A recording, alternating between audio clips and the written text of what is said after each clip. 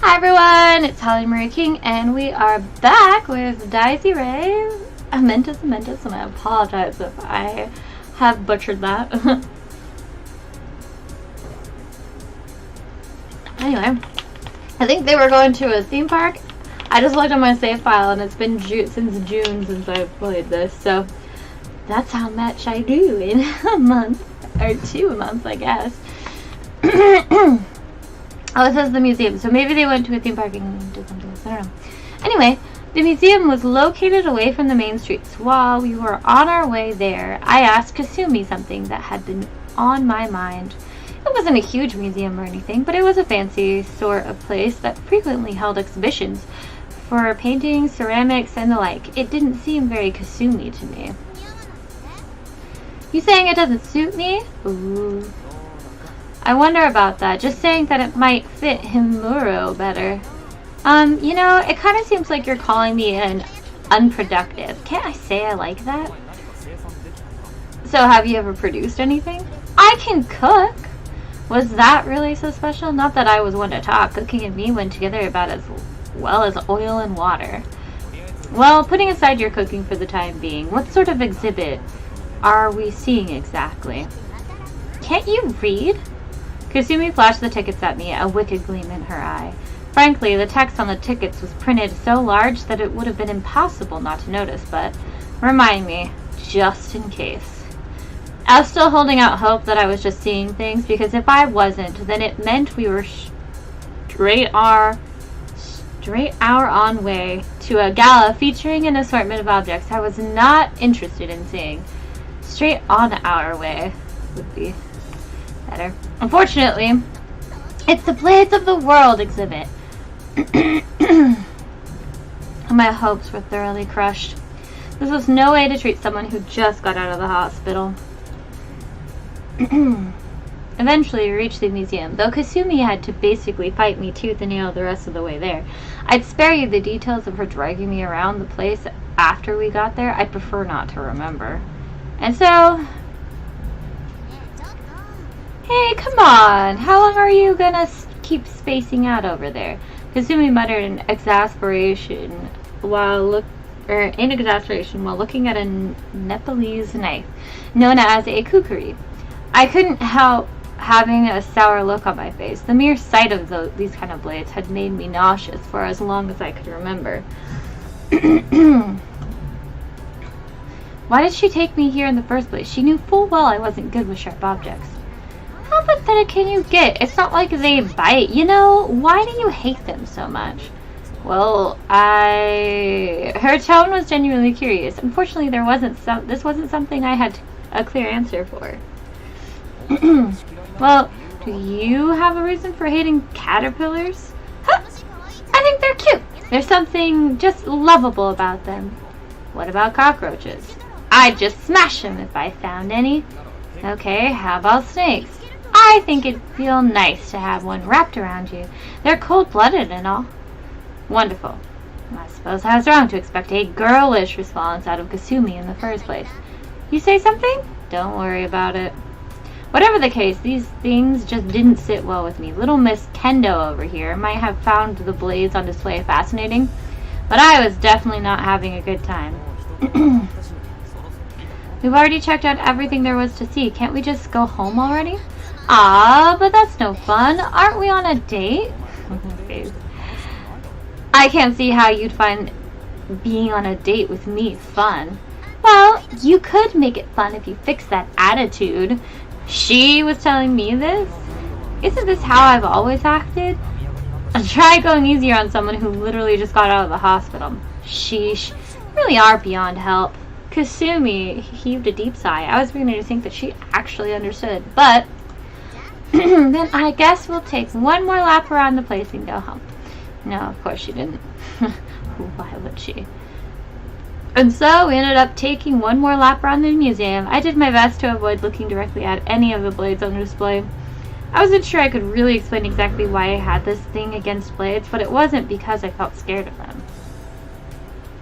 Maybe they weren't compatible with me. I didn't want to have anything to do with them, period. It just felt like mixing Ren Fuji and bladed weapons was a bad idea, like putting ketchup on a donut. Ugh, that's an image. Keeping my distance was the smart move if I wanted to maintain the peace and harmony in my life. In a way, they almost remind me of Shiru. I shook my head. Reminiscing about that guy was the opposite of a productive activity. I was on a date, after all. Worrying about Kasumi would be a better usage of my time. Not that I had much confidence in managing that either, but it would be the polite thing to do. Moo. You okay? Yeah. I could have sworn I heard something. Was it just my imagination? Oh, this is giving me chills. Ugh. So I really was hearing a voice coming from somewhere. Ran? I don't like the sound. I strained my ears. The museum was quiet enough that it should have been easy to make out the voice I had heard, assuming it wasn't my imagination. This is giving me chills. I don't like it. It was coming from this direction. Wait, hold up. Where are you going? I ignored Kasumi and ran off. I wasn't quite sure myself why I felt so compelled like this. There was no clear reason to concern myself over some voice in the distance. Either way, I found myself drawn to the spot the voice was coming from.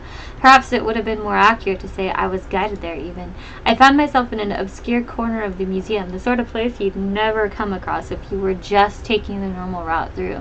Normally, you wouldn't think there would even be an exhibit piece somewhere out of the way like this, and yet there it was. A guillotine? I was sure everyone had heard of a guillotine, the execution device used for beheadings. This exhibit wasn't an entire guillotine, though, just the blade used for the beheading itself. The blade before me distinguished itself from the rest of the exhibits by demonstrating a cold simplicity. There was nothing glamorous or decorative about it. This was a lump of steel designed for the sole purpose of beheading with ruthless efficiency. You'd likely not find a more suitable tool for its task. Why was something like this even on display? It was a blade, yes, but it differed from anything else I had seen today on a fundamental level. It might have held historic value, but it wasn't a weapon or implement of some ritual. More than anything, though, I wanted to know why I had found myself drawn to it. Whoa, what's this? I didn't notice it at all. Kasumi had finally caught up with me. She took a glance at the guillotine from over my shoulder. Good find, Ren. What's it called?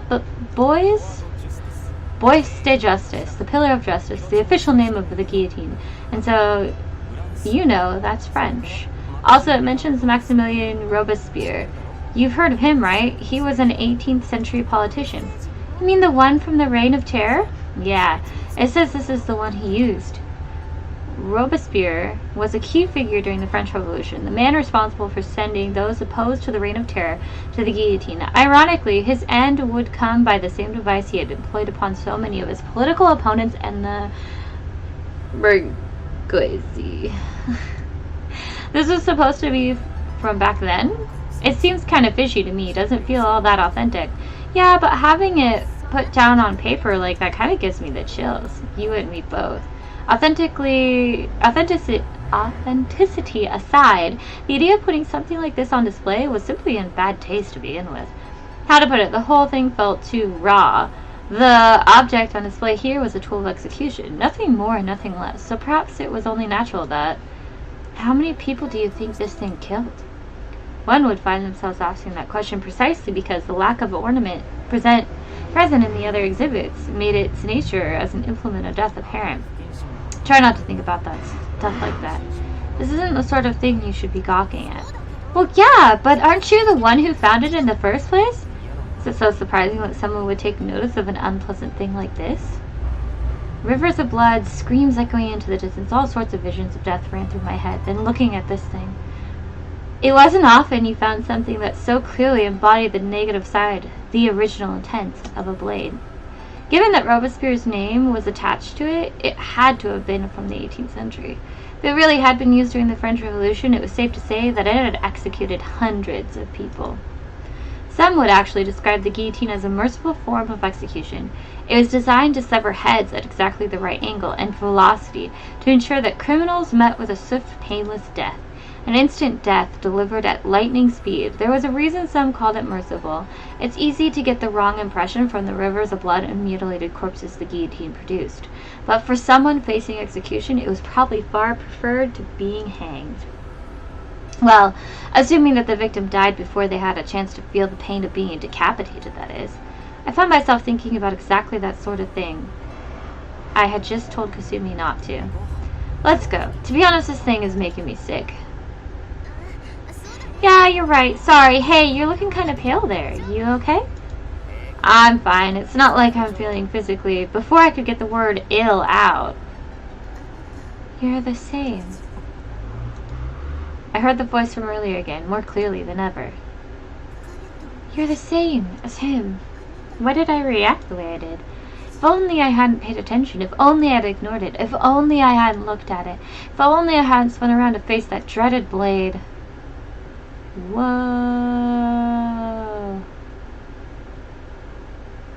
I love the images in this game. It's so beautiful.